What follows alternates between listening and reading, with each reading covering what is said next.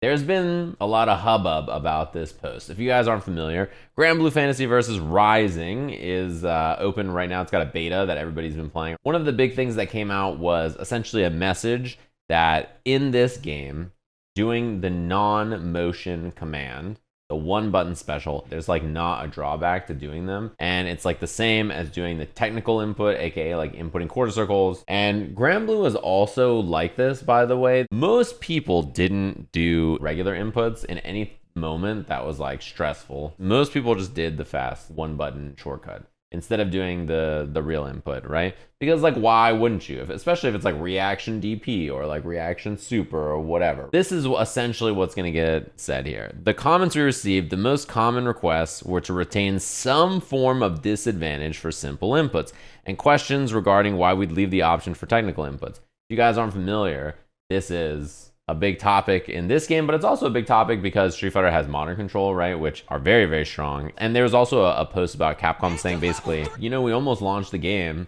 without these old school inputs. Like modern was almost the default control scheme. A bunch of people fought really hard for us to include classic. Kind of feels like they are planning for one button special moves to be the future. We understand the most fulfilling aspects of the fighting game genre is the satisfaction of executing special moves. Becoming one of your characters, you quickly input complex sequences. That's a feeling unique to fighting games. For many years, the fighting game community, including myself, have digested ever-increasing numbers of titles. Thus, for the veteran player, you could say accurate inputs have become second nature. Fighting game newcomers, on the other hand, don't have the same experience, right? This is true if you're new. Accurate inputs represent an extremely difficult hurdle for some to clear, and we didn't want to discourage players from not being able to do so. If you've played fighting games a long time, you're good at them. If you've not played fighting games for a long time, you're not good at them. The thing is like, listen, if you want to make a game with one button specials, it's totally a viable solution, but you don't have to say all this. Just say, you know, we thought about it and we realized like the game we were trying to build was good for one button specials, and we're like totally cool with it. Saying this makes me feel bad because it's like, okay, dude, I tried to get into cooking and I was bad at it in the beginning, so they should change cooking for everybody. You know, like it's like one of those things where it's just like, what? Like you decided that because when people are new at things, they're not as good at people who are experienced at thing, you're just gonna like cut out a thing. Yeah, like the Obama clip. Like I went to play basketball and I couldn't dribble very well. So I was like, hey, we should just remove dribbling. I should be able to carry this shit like a running back. Why does that make any sense? I don't know. It's okay if people are new, man. Let them be new. They're gonna struggle with other things anyway. The most enjoyable part of fighting games, two players duking it out on equal footing, can only be experienced once this hurdle is surmounted. That's not true. It says that if you can't do special moves all the time on command always and you miss them, then you're not playing fighting games. That's not true. Everybody who plays fighting games is playing fighting games, and you are duking it out with a player of equal footing at any level. It doesn't matter whether you can do special motion commands or not. Being able to do them all the time is something that you learn and practice, but it's not the thing that separates you from playing fighting games or not. You know, people say that a lot. I'm not really playing the game.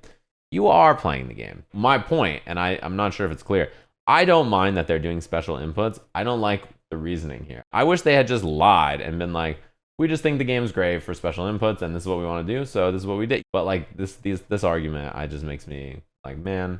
Technical depth, such as deciding in the moment whether to go for a simple or a technical input, may be lost, but we do not believe this will make the game a shallower experience. We put a lot of effort into creating a number of fresh mechanics that make use of simple inputs. Despite this change, I imagine many veteran fighting game players, including myself, will instinctively use technical inputs despite the existence of simple inputs, not to mention the pressure in a match can be intense, so accidental misfires can still happen. We've made it possible to disable the technical inputs in the settings, which is like truly modern controls, right? You can just remove them. Looking beyond skill inputs, we wanted to bring the fun into fighting games, like reading your opponent or navigating moment-to-moment strategy to players far and wide.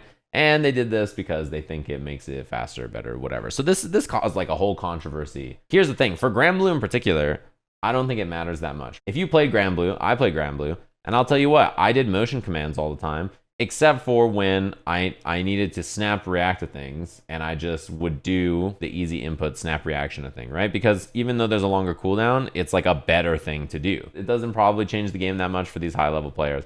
These reasonings though, I don't love. I think if you want to have games that have non-motion commands, right? Just like one button specials, you can totally do so, and you can design games that way. Like you guys have seen the difference.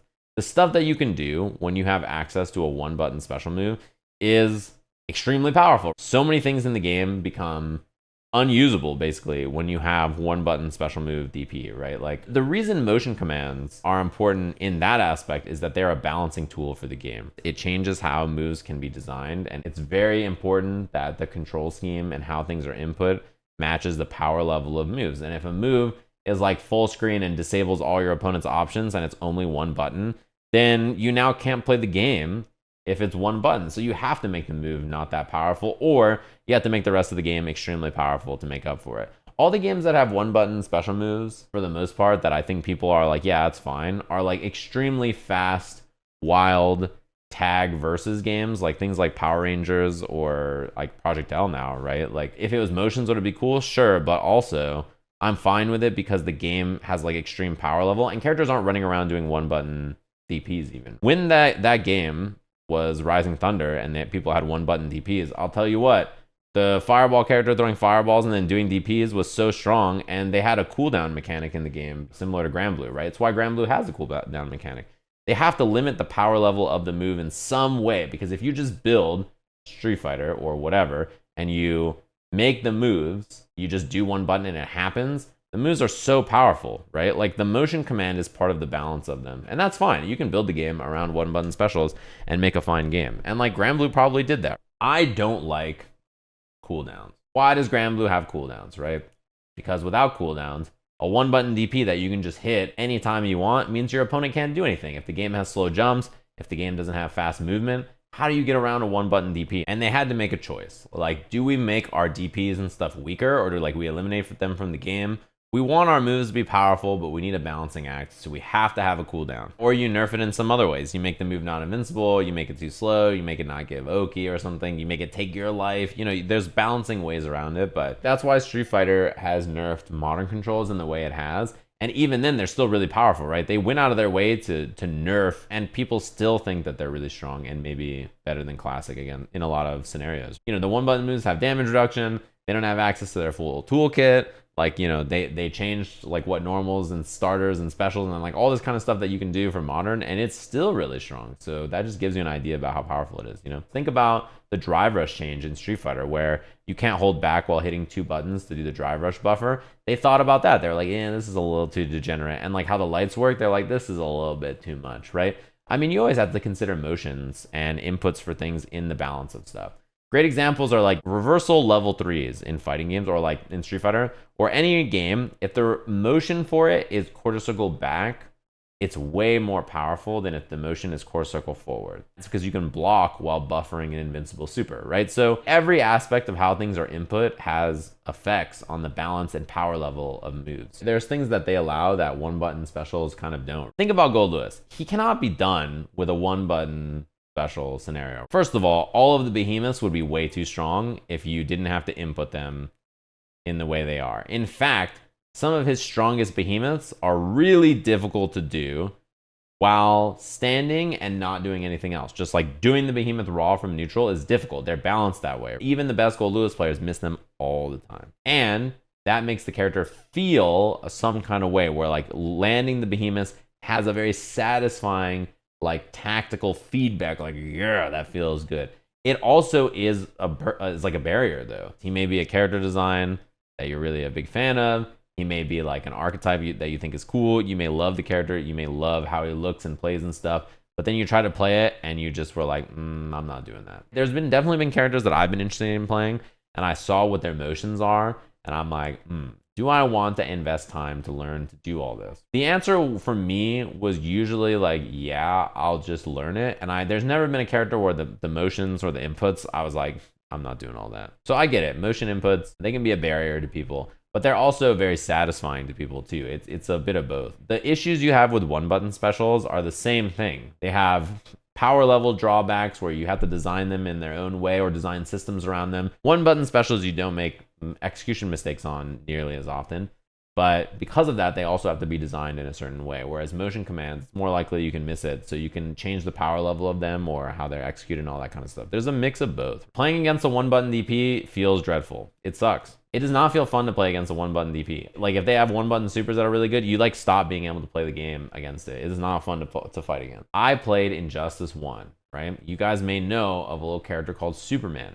Superman had a full screen super that was armored and instant. Like, it was like 2-frame startup. It anti-aired, it beat projectiles, it whiff punished. It was like the fastest thing in the game. And it was on 1-button super. It was also an overhead, but that mattered less. Once he had super, you like no longer could play the game. You had to just like walk at him. I can't do a projectile, I can't jump. So another thing about 1-button specials is that if you have 1-button supers, you have to be very careful about their power level. Cammy level 3 does the same thing in this game, especially on modern control. Luke's level 1 should not be like that and be 1-button. Like, it's pretty great. It's a really good level 1 with classic controls. But modern Luke level 1 is way too strong. Like, it's actually just unreal how powerful it is. Like, classic Luke level 1 is going to have to get worse because modern Luke level 1 is like, you can't play the game when it exists. Again, I think if you want to make games with 1-button specials, I'm totally cool with them. You guys all know I just went and played Project L, and it has 1-button specials, and I thought it was really fun, right? It's because it's a versus game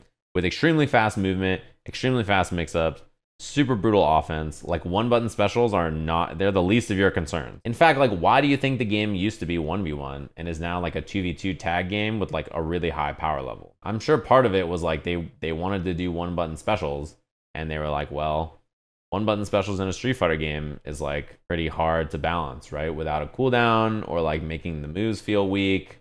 And like, making the moves feel weak is bad when you want your characters to feel strong, right? So gotta be a fast-paced game, right? And yeah, it's also true that there's lots of executional tests in these games that are not special moves inputs. They have like juggles or movement or like other stuff that like can get you hit, and it like tests your execution. I love motion commands. I want to do motion commands, but I like lots of games that don't have motion inputs too. So, you know, I can be satiated if you build the right game.